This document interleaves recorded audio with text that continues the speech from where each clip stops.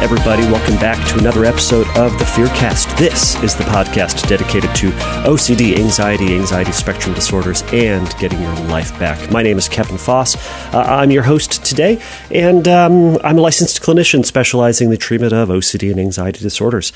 Welcome, everybody, to the show today. If you are a new listener, this is a question and answer based podcast. So all the things that you're going to hear today are questions from fellow listeners about various subtypes or various subtypes of OCD or just various subjects within the OCD and anxiety spectrum world. And they went over to fearcastpodcast.com and sent me an email there going through the submit a question link. So if you have a question that you would like me to answer on a future episode or a topic that you would like me to address on a future episode, go check me out over at fearcastpodcast.com. As a reminder, you can also check me out over at Instagram. I am Fearcast Podcast over there. I do not post as much as I should. I'm going to try to post more, but we'll see how that goes. I should also say, someone sent me a message through a survey that I still have up there. So I think it's fearcastpodcast.com/survey. And I posted this a while ago just to try to get a little bit of feedback about the show, what I can do better, what's working well, and a little bit of what's not going well. And someone listened to an old episode and sent me a message about that. And I heard you, and I changed some stuff. So the thing I changed on it was on the episodes page. So there's all the episodes, and the newest episodes are going to be listed on the very front page, and the newest episode is going to be right there at the very top. But if you wanted to listen to some back episodes, some very old episodes, you'd have to just keep on scrolling down that front page. So I compiled them all into its own page. So if you go to the top menu, it's going to say episodes, and you can click on that, and there will be links to each and every former episodes, including the Phobia Friday series I did a while ago. There's going to be links to all of those. Now, what I hadn't done is I hadn't posted on that page since episode 45, and here we are in episode 90, so it has been a while. But I posted all of those, so you can go and see all those episodes. While I was doing that, I also created some sublinks to the Phobia Friday series. So if you wanted to check that out and not have to weed through all the old ones, you can go to that pretty quickly. I also included a quick link to all the Faith and Doubt series podcasts. And as I'm talking about this, I should also create sublinks to some of the other just subtypes we're talking about. So, HSCD, contamination, scrupulosity. I guess that's kind of in the Faith and Doubt series, but you know what I'm saying. So I will try to get to that, but all of this to say, if you would like some changes to the podcast or think that, there should be more of something or less of something else, I'm all ears. I'd love to hear about it, to see what can make this better and more interesting for all of you, the listeners. And again, that's the whole point of all of this, is just to try to make it a space for y'all to ask questions and to be a space where you'd be interested in listening to some of the answers. So today I'm going to be going over two questions, both related to POCD. So I'm marking this one as adult because we're going to be talking about some things that are going to be a little, perhaps not safe for little ears. So if you have little ears in earshot, I suppose, of this, maybe this is not the one for them. It's not going to be too graphic, probably, but we'll see how it goes, right? This is the top end of things, and I surprise myself sometimes. So, y'all have been warned. So I guess this goes against my trigger warning discussion that I had in previous episodes. So, this is a contradiction, and I'm a hypocrite. So, I reserve the right to be that, as we all do sometimes. So before I get into the questions, I got a question on Instagram recently that was about the movie Encanto, the Disney movie Encanto, and about whether or not it was a bad depiction of OCD, I've been thinking a lot about this and started a bit of a debate in an OCD therapists subgroup. And I'm going to post an episode on that in the future of just kind of discussing some of the elements of it because, spoiler alert, I don't think that they're depicting OCD. If you've seen the movie, I don't think it's OCD. However, what I do think is the movie actually has some pretty good and some pretty deep things going on in regards to mental health, in regards to family dynamics, in response or in regards to just how we carry ourselves and deal with stressors and struggles. And I think it deserves a little unpacking that I'd like to try to go into in a future episode. But I'm bringing this up to also say, if you have questions about it or would like me to address some specific issues, go over to fearcastpodcast.com and message me over there at the submit a question link. Or you can go over to Instagram, which actually may be the best way to message me. So just send me a message over there, and I'll try to include all of those in a future episode. But I'll also say to that before I get on to the question, if you haven't seen Encanto, it's worth a watch. I'll say this. The first time I saw it, I did not care for it, but Disney movies have a sneaky way of sneaking up on me. So oftentimes, if I watch a movie the first time and go, it was okay, it's probably going to be played about 100 more times in my house. Or I'm going to be thinking about it and probably watch it about 100 more times. That has happened with Inside Out. That happened with Up. That happened with... What was the other one it happened with? I don't know. That's not good that I'm blanking on it. It did not happen with The Good Dinosaur. If you have not seen The Good Dinosaur, you're welcome. Don't see it. We in our family call it the meh dinosaur. It's you know exactly where the movie is going within the first, I'm going to go ahead and say 5 minutes of the movie. I mean, it's one of the most beautiful Disney movies they've ever made. But that's about it. The story is present. I'll just say present. There is a story. It's just boring and predictable. Anyways, that's about enough of that. I'm sure I could talk endlessly more about Disney movies, but I shan't today, but I will in the future. Oh, I should also add, if you have a recovery story that you would like to share, go over to fearcastpodcast.com and message me over there. I'm compiling a couple of them, and we try to put some of them on future episodes. But without further ado, here are some of the questions.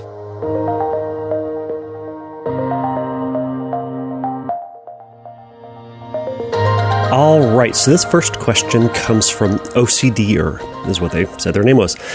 They say, "Hi, Kevin. I'm really hoping you can help me with this one. I've had OCD for about 15 years since I was 5, but it went full-blown around age 19. They said I'm 21 now. I'm currently struggling with a very difficult issue regarding POCD. Unfortunately, I've given into my compulsion to test my intrusive thoughts about children/teens during masturbation, and to my horror, I have found that sometimes, whether they pop up against my will or I'm testing them, I have a very unnatural reaction, and it seems to cause a very urgent/strong feeling that I'm about to have an orgasm. Sometimes it does lead to one. It feels as if the thoughts trigger an orgasm immediately after I think of them. I absolutely hate this, and it is making me very depressed, as it feels like ultimate proof that I'm attracted to children. I've read that chronic porn use, and they say parenthetically, I have used porn a lot in the past and currently struggle with a moderate porn addiction. They go on to say, moderate porn use, it can cause you to desensitize and become aroused by just the thought of doing something taboo and morally wrong, like having sex with underage girls. And I've also thought that when you're checking to see, I've also heard that when you're checking to see if you'll have an orgasm to an intrusive thought, the sudden anxiety and pressure can trigger an orgasm. Or I could just be a pedophile in denial. Any feedback on this would be great. Thanks." All right, OCDer. Man, I'm so sorry you're struggling with this. This is POCD can just be intense and can just feel awful for the people suffering with it. So I'm sorry you're having to kind of wrestle with all of this right now, but I also very much appreciate the question. So I think there are a lot of components in here to address, and I'll say, off the top, I do hope that you are working with a clinician on this, a therapist who understands what OCD is and how it works, and they can help you through managing some of the guilt associated with this, some of the worries associated with this, and also developing some exposures, more appropriate exposures to this. Secondarily, I don't know, or I would hope that you are also working with someone to work through some of what you've called porn addiction. So I don't know exactly what you are implying by that, but I know it can become porn addiction, or the use of porn can become problematic for a lot of folks, and can start to both snowball and start to kind of impact a lot of aspects of someone's life. If you don't have a therapist, a community that may be worth looking into is called the NoFap subreddit of Reddit. If you just Google Reddit and NoFap, it's NOFAP. That's a community where that's what their focus is trying to help guys and women through porn addiction and reducing porn usage. It's also reducing just masturbatory frequency, but in addition to that, they certainly address porn usage. So that may be a community that will have some tips and tricks for you that could help, and also some accountability that might be helpful. One of the first things I want to address is a bit of a logical fallacy that I think a lot of folks with POCD and other forms of OCD have when it comes to their fears. So, kind of what you're talking about here is that you started watching porn and then you started to kind of habituate, or as you've written here, desensitize to what you've been seeing. Now this is common. I have heard this. That people start just watching one element of porn or one aspect of it, and they kind of habituate to it. They kind of get used to it, and it stops having as much of an impact. So they do seek out other more either graphic or hardcore in a sense, whatever the verbiage might be. But they do start to increase the types of porn or shift the types of porn that they are using. I think that is to a certain degree common knowledge and a common experience for a lot of people. However, I do think the logical fallacy is that it has a slippery slope effect to the worst thing that we're afraid of. I know with POCD, like the common fear is that if they watch porn, it's going to increase to watching, porn with quote or with young looking women in it, or young looking men in it, as the case may be, and then from that it's going to shift over to people who are just under the legal mark, under 18, and then it's going to just slowly progress to looking at legitimate pedophile pornography. However, I don't think that's the way that it typically goes, and I'm saying this as a bit of I suppose it's a bit of a reassurance, but it's also one of the realities of this is that this thought and this fear can really contribute to compulsive checking, rumination, all of that, just to make sure that they're not going to go down that path. Are they going down this path? Do they feel like they want to go down that path? They've watched this type of porn. How do they feel like that in the past? So it can lead to a lot of this, but we can kind of short circuit that and say, this is unlikely to happen, that it's going to go towards this, because also it's the worst case for you. And why is it that it's going towards looking at underage girls, whereas you're not worried about it going more towards violent pornography or going towards gay pornography? it's for you, it's your biggest fear is it's going to go towards pedophilia. And lo and behold, your anxiety is that you're going to slippery slope right into that, not these other forms. So I think that's one element to consider in the process. What I also want to point out, and this is to anybody who struggles with POCD, is that unfortunately OCD, or you've committed what I would consider one of the biggest snafus within POCD.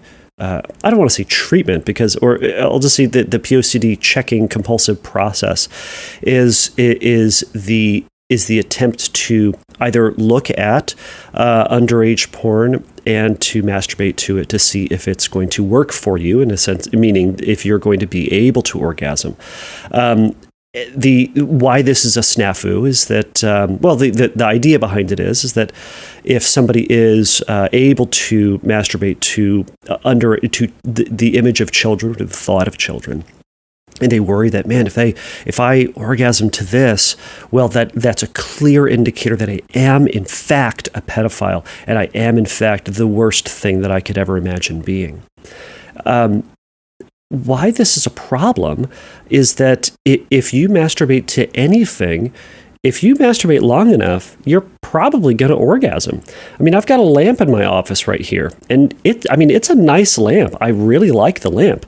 And if I started to masturbate and look at that lamp and think about this lamp while I'm masturbating, you know what? There's a great chance after a certain period of time, I'm probably going to orgasm. And I'll tell you what, it's a great lamp. It's not my type, but it's a good-looking lamp. But orgasming to that does not then mean that I'm a lampophile? I think that's the term. I don't know if that's the term. But the point still stands is that if we masturbate and look at or think about anything, there is the possibility that we are, in fact, going to orgasm. So that's one of the snafus with masturbating to the image or thought of children with POCD. You might... And it's not going to give you the reassurance that you think it's going to, or the hope it's going to. It's probably just going to lead to more anxiety and doubt and fear, and then it's going to start that cycle all over again. So if anybody's considering this as a compulsion, please refrain from doing it. Not for me, for you. Because it's ultimately not going to help. I can't emphasize this enough. But unfortunately, OCD, or you've crossed that bridge and you're now on the other side of it. So it's helpful to remember that. It's helpful to remember my lamp example, as silly as it is that this happened, and notice what it did. It didn't really confirm a whole lot to you. It said instead it just made you more anxious and question more. Another component to all of this is, as we've talked about before, is arousal non-concordance. Is that there's a function of our brain and a function of our sexuality where we can sometimes get aroused, or we can get aroused to things that we would typically not say are arousing, and but it doesn't seem to make sense, right? We are aroused, we're experiencing some of the signs of arousal, but we are not aroused, as we would say, right? And it can seem confusing, right? Because I'm already saying we feel aroused, but we are not aroused, but we see signs of arousal, but we don't say we're aroused, right? Some of the best examples of this can be for men specifically, can be things like morning wood, or having an erection in the morning. They are experiencing a sign of arousal, having an erection, but they probably wouldn't say, oh, I am uniquely turned on. I know that I'm turned on right now. They'd probably say like, oh, this is just a thing that happens. By the way, it's a thing that just happens. Now, we as people can be aroused just throughout the day, and that's because our bodies just modulate, and they kind of they go into various states of things. Now we can. So both men and women can experience arousal, either an erection or being lubricated, kind of in various states and severities, I suppose, throughout the day as a natural part of being human. We can also be kind of aroused by things that are what we would think about as sexually relevant. So if there's sexually relevant material, there's a thing in our brain, and there are more technical terms to this, but a lot of the verbiage that you'll see it talks about it as an accelerator or brakes. So kind of speeding up the arousal process or slowing down the arousal process. So if we see sexually relevant information, there's part of our brain that kind of starts that process, starts the machines of arousal, and it wants to get everything going. It gets some things going, right? But if there's another part of our brain that's pulling on these brakes, and the brakes and arousals are kind of out of our control in a sense. So the brakes can show up though, and then not get everything going. So that's where sometimes we would experience arousal, but maybe not feel the emotional and other components of arousal. And it can happen the reverse. Sometimes we can feel turned on by something and also not experience the physical signs of it, right? Not experience lubrication, not experience an erection, though everything in us is saying, I'm super turned on. So all of that is arousal non-concordance. And there's going to be a discrepancy between how much of a how much discrepancy, again, I'm using this term a lot, between men and women. Men are going to experience more concordance, or women more non-concordance. But the whole point is that sometimes these things are going to happen. I bring all that up, not for you to evaluate how much you are aroused, but to acknowledge that sometimes things happen out of order and out of the way that we want them to. And it's not because you are one thing or not another thing. It's that this is some things that happen, right? So all this is this is kind of also to say, if we see something that is sexually relevant, guess what? We might get turned on in some element. And it sounds like, in a sense, for you, if you are touching yourself and masturbating, that's going to be sexually relevant information. You're putting stimuli into your genitals, and that's going to feel good. It typically does. So all of that rounds up to say, again, this is a bad compulsion. Please don't do it for anybody. It's not going to be helpful for anybody for any damn reason. So I think somewhat lastly, I can be surprised with how much I'll be able to yammer on about this stuff too.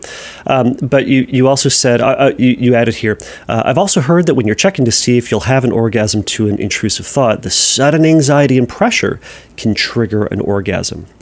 So yes, it can. I think you're asking that question hoping I'm going to say yes, and that's why you orgasm to this, not because you're a pedophile, but because you had the anxiety and the sudden pressure. So now, both things can be true. One thing can be true and the other can be false. The ultimate aspect of this is that I don't know what is happening in your case. You are right. Sometimes in the middle of sex, a sudden anxiety or pressure or surprise can trigger an orgasm, especially if you're kind of like on the edge of an orgasm and, there's a sound or something happens. It can trigger it. But that being said, you're trying to get certainty that that's the case and not that you're a pedophile, because you immediately say, is it this? Or could I just be a pedophile in denial, right? Kind of going like, okay, I hope it's this. I hope it's this anxiety and the pressure that really triggered that orgasm and not this whole other thing. I don't know. And you've been thinking about this for hours and hours and hours and hours. If you haven't gotten to an answer by now, we need to let go of the need to have that answer and to let that uncertainty be there. To not know and to say, for this, I'm not going to know. Back to the arousal non-concordance, the way that we work through that is by not knowing. What is the thing that is arousing us? Are we unaroused? How much are we unaroused versus aroused? What was the stimuli that was arousing us? Are the brakes really on or are they not? It's that we acknowledge this thing happened. OCDer, you orgasmed while masturbating to the idea of children. And that's such a weird thing to say. But to also then say, you did. And you were also raking yourself over the coals to try to desperately get this answer. And there may be no way to answer that fully. Certainly not on this side of things. Not me in my, sitting in front of my silly microphone. This would be something to talk to a therapist about, a specialist about this, to really get an idea of it. And I would encourage you to work with an OCD specialist, because again, you have been suffering from OCD for the past 15 years, which I anticipate means that you've also had some other subtypes, and that would lend itself to the likelihood that this is POCD. But that being said, go talk with a specialist about this and kind of work through it. Now, some folks have gone to see sex therapists or pedophile-specific specialists, and they aren't going to be aware of what OCD is or how it works. And I've had clients go see experts in pedophilia, and they do not give them an answer that is helpful. They give them an answer that only confirms their fears, and it's because they aren't aware of they're not thinking in terms of ego dystonic versus syntonic, meaning thoughts that are consistent with what we really like, or thoughts that dystonic, thoughts that go against what it is that we truly like or reflect our values and what we do want. So go see a specialist about this to kind of work through some of those ideas. But the most important thing here for you is going to have to be letting go of trying to solve this question and resist those compulsions of checking in the future. Now, when you're resisting that compulsion, it's going to feel like, oh man, but then I'm not going to know. Then it's definitely going to hit me. Okay, great. Then we can kind of, in a sense, test that out. We're testing the waters, and we're saying, all right, if this thing is going to happen, if I truly am a pedophile, and the one thing that's keeping me safe from pedophilia, full-blown pedophilia, is my checking behavior, is this masturbating activity, then take that risk. If it's going to happen, it's going to happen, right? If you're saying this is the one thing that keeps me safe, which is what you're saying with your compulsion, pull down that compulsion and see what happens. See if you just continue to have doubt, or see if you actually end up or see if nothing happens, right? Or see if that fear does happen.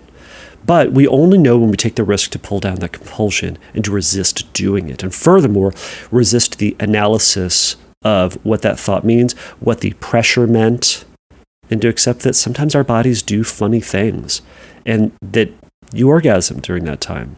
Okay, it wasn't your favorite orgasm, it sounds like, but it was the one you had at the time. Great. Move on to future, better orgasms, and let this event drift out of your attention and out of your active participation. So, OCDer, I hope that helps. And if you have any questions or follow-up to that, message me over at fearcastpodcast.com. Again, thanks so much.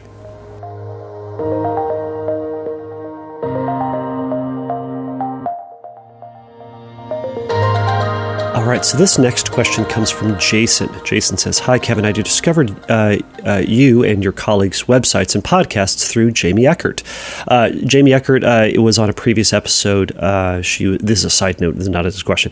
You can check her out at scrupulosity.com. So she is a theologian, and she also specializes in scrupulosity. So you can check her out over there. Now, back to his question. So he says, having recognized a tendency towards an inflated sense of responsibility in myself during the first COVID lockdown, I've been learning more about OCD and the different subtypes. And I've just listened to your podcast on POCD. Thank you for all that you shared about this, especially as you do the recording so late at night. I'm back to recording during the day. So at least for this one, if I sound peppy and awake, it's because it's like noon and I've had so much coffee. As a side note, I also have espresso or chocolate-covered espresso beans in front of me. So I've been eating those. So today's going to be really fun and really weird. So buckle up, everybody. Anyways, so let's go back to Jason. All right, he says, although I'm beginning to understand the dynamics of ERP, I couldn't help being rather shocked at your reference to the Toddlers and Tiaras show. Now, although my sexual ethics are shaped by my Christian faith and also by the fact that I live in the UK, which is extremely thorough in children protection and safeguarding issues, I simply couldn't see how a show like Toddlers and Tiaras can be justified. Is the show as controversial as it sounds? Isn't sexualizing children unethical in every instance? I'm wondering how the show could. I'm wondering how the end could justify the means in this case. Have questions been asked about how it's been affecting the children being used in this way? Isn't it open to be used by those who actually want the show for their own gratification? I assume he means sexual gratification. I'm beginning to see that OCD is a messy business, and your podcast certainly helped me understand the treatment can also be messy. But I'm struggling to see how this show can be okay.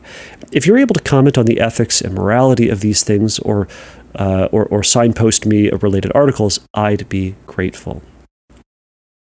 And then lastly, he says, thanks for the attention you're giving to this. I look forward to seeing more episodes and as my knowledge about OCD grows, albeit very slowly. Jason, this is a fantastic and very frustrating question.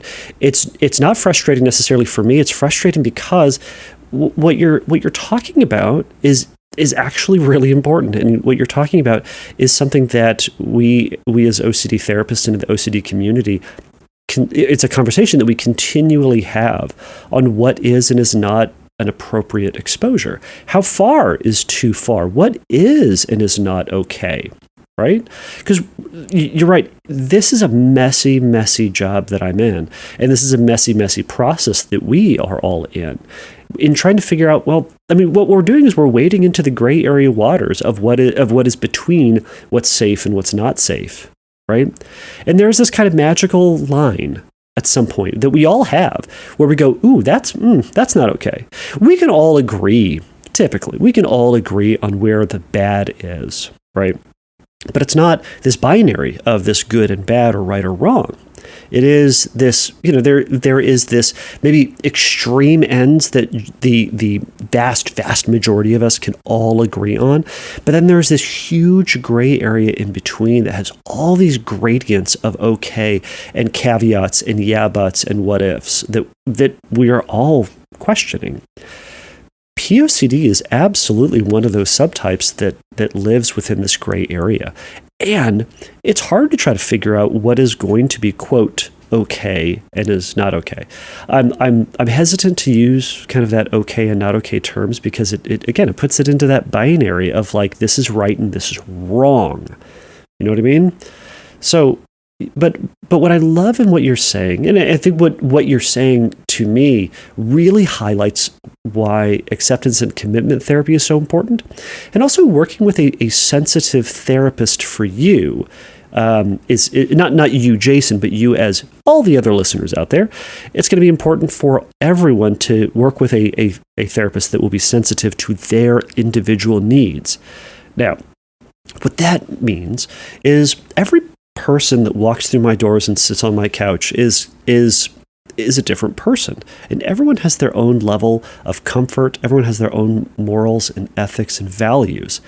It's my job as a therapist to be a good therapist and trying to help them achieve their clinical goals. Generally speaking, for someone with OCD, it's going to be reduction of symptoms and increase of functioning in the rest of their life. Now, that's really broad, isn't it? Because what the heck does that mean? Well, it means something different for each and every person. It can mean, like I shared this a while ago in a talk I gave at the IOCDF conference. We were talking about scrupulosity, and I was sharing a story about a client that I had, and he was suffering from scrupulosity, so religious scrupulosity, and he was struggling with the idea that that God hates him and that, he needs to pray perfectly and he needs to, kind of be just, morally and perfectly right. Right. So if you were to hear that, you might say, all right, well, we're going to do these types of exposures and try to get, him back to a certain level of functioning. Right. And then near the end of the treatment, after we'd accomplished a lot of his goals, he added that one of the things that he also wanted to incorporate back into his life was saying, and I'll just edit it, but you'll know what I'm saying. He wanted to start using the word mother effer more. And he said, like before Scroop hit, like I would use that term with my friends and my colleagues, and I like the word. It's descriptive. It's fun. It's funny. It's useful. I want to start using that term more, but my script just gets in the way. Now, This was a weird ask from someone who was identifiably or self-identified Christian and wanted to overcome some of his scrupulosity. Generally speaking, someone who is identified as Christian and doesn't and is worried about what God has to say or has moral concerns, that would not be part of what they would like to accomplish. However, it was something that he wanted to accomplish. So, in a sense, we we were wading into the waters between what is right and what's wrong. Additionally, I as a therapist have to wade into the waters of what I am okay with and not okay with in terms of helping someone to achieve their goals.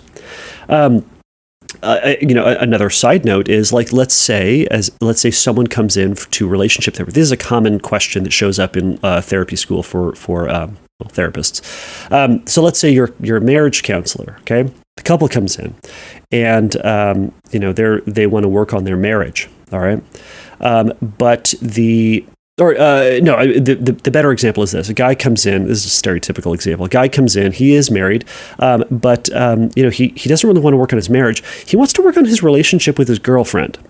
So in this scenario, he's cheating on his wife, but man, he and his girlfriend are having some relational issues, and he wants to work on that. But he doesn't want his wife to know. He certainly wants to keep that a secret. Now, this is a ethical quandary. This is a real sticky situation, right? What does the therapist do if they are? What relationship do they need to be treating? What relationship are they holding up as primary? Now, this is going to be different for every single person, but what I'm also illustrating is that all types of therapy are kind of mucky and messy, and an ethical line is there for every single person, including therapists. So, what does that even mean, Jason? All right, for you, what you're telling me is, if you came to my office, sat on my couch, and said, "Kevin, I have POCD," I'd say, "Great, let's work on that." One of the things that I might as a therapist talk about is working on an exposure to the show Toddlers and Tiaras. Now, everybody, if you haven't seen the show, go check it out. Just Google Toddlers and Tiaras. Just look at the images Google has to show you. It's a unique show. What it ultimately is it is a, I think it was on TLC, which has, what TLC used to be and what TLC is now is just bonkers. I'll say this about Discovery too. Discovery used to be good. It was like documentaries and like World War II stuff, interesting things. Now it is legit just stupid shows. Anyways, my nerd tooth is not being satisfied, is what I'm trying to tell you all. All right, the Toddlers and Tiaras is I suppose a real life show about kind of following families and children who are going through child beauty pageants, and part of beauty pageants is dolling up these children in, I don't know, gowns, or I think like bikinis in some of them. But they put them in outfits that are at times very sexualized. And if an adult was wearing that, you might say, wow, that's really sexy. But then you see it on a 5-year-old and you're kind of conflicted, right? So it very much is, I think it's just custom built for the POCD community to use as exposures. But it is inherently questionable, right? So why is it justified? Well, different countries, different societies, different cultures have different levels of comfort with certain things. Certainly in the UK and British TV shows, they're more comfortable with nudity, whereas American, we're Puritans over here, so we don't have nudity anywhere. However, we're totally fine showing beheadings at all times, or terrible, horrible, violent things, and I think that is less, or that is looked down upon, viewed poorly. Anyways, whatever verbiage I'm trying to come up with, it's not as common in UK or other medias in other cultures, right? Anyways, so things are different, but also people are different. So, Jason, if you were in my office and you said, "Hey, I had POCD," and I said, "Hey, let's look at Toddlers and Tiaras," and you go, "Ooh, that's not okay with me." Well, we're going to have a discussion about that. We're going to say, what about this crosses the line for you? What about this is not safe, not okay, not right for you? Because there will be some elements of treatment where I, as a therapist, am going to want to push you a little into discomfort, but I also don't want to completely destroy your level of comfort, because everyone has their own standards. So if this is far too far for you, that's fine. You don't have to watch Toddlers and Tiaras in order to make progress. We can work on a ton of other things. Similarly, I've worked with folks who have who are religious, across the board in different religious backgrounds and traditions. And they kind of say, like, all right, I have HOCD, but I'm not willing to look at pornography. And that's fine. You are not required to look at pornography in order to make progress in any subtype, but also specifically HOCD or other things that would require that type of exposure or ask for that type of exposure. Maybe lend itself is the right way to say it too. You're not required to watch it. It can be a helpful tool, but certainly not a necessity. You can very much make progress otherwise. Toddlers and Tiaras is going to be the same. So for Jason, for you, or for anybody else listening, if there are things that you just say, man, I just can't with this, that's a conversation to have with your therapist. To say, this is far too far for me. And hopefully that therapist is going to respect that boundary, but is also going to share with you perhaps, whatever that boundary is for you, what are some of the things that you're going to be missing out on by not engaging that. And then a discussion needs to ensue about whether or not you're okay with perhaps not achieving or receiving the benefits that you might gain from that type of exposure. So I hope that kind of makes sense. I suppose also to the point about,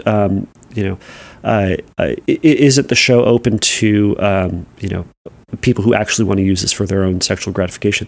Yes, it is. But, perhaps to the previous conversation I just had, people can be turned on or aroused or use almost anything for their sexual gratification. So it doesn't just mean that this show lends itself to that. But, we can talk about, I don't know, we could go endlessly into other examples. But this show, I suppose it was argued for or designed to not be used as specifically for sexual gratification, but for some it can be used for that, as can probably, professional wrestling or for, drama shows, right? I'm sure somebody out there watches Bridgerton and just says, this just checks all of my boxes. Or somebody out there is watching, I don't know, Rick and Morty, and it's checking all of their boxes too. So it's, and for that matter, some people are going to be looking at images of, surgeries, or is going to be looking at images of, malformed body parts. And while that may be used for medical purposes, or the intended uses for that, some people will use it for sexual gratification. It's a mucky mess, right? There is that old saying about, and I'm going to forget who said it, from the American Supreme Court. One of the justices had said, I can't define pornography, but I know it when I see it. This fits really well into that. So, all right, Jason, I'm kind of going on and on about this, but I hope what you can do in this is that if you are struggling with a line or a suggestion from your therapist about what can be done for exposure, have this conversation with them, and they ought to be able to have this conversation in a reasonable way and be open to it. But be flexible. We're wading into this messy water, and we work on this together as a team. It's not just do whatever your therapist says, but it's also, for the therapist, not just listen to any of the boundaries that a client has to say, because our job is to kind of push them into their boundaries. Because someone who comes up to me with POCD, they're going to say, well, I don't want to be around any child. Well, that's not feasible. It's not the most feasible in life, but it's also not the most feasible for treatment. So it's already a mucky mess for me. So an individual basis, but I hope this discussion about Toddlers and Tiaras was helpful or informative. But I think it just opens this box that we've been talking about in OCD land for all these years. And you know what? That ain't going to stop. We're going to keep doing that for many, many years. But again, welcome to the messiness, and I'm glad that these discussions have been helpful for you in kind of wrapping your head around what treatment can look like. So best of luck wading into the mucky waters, and the water's fine. We're all here. So, all right. Thanks so much, Jason.